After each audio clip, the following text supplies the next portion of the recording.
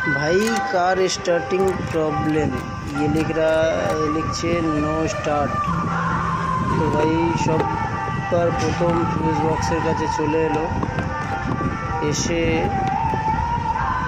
Check ইঞ্জিনের signing এখানে আছে এন দিয়ে, এনএলএস একটা রিলে, এই রিলেটা খুলে নিল, একটা তার নিয়ে নিল, নিয়ে দুই দিকে দুটো পিনে সাঁটিয়ে দিল, দেওয়ার পর মনে হয় স্টার্ট হয়ে যাবে। তো চাবি দিল ভাই।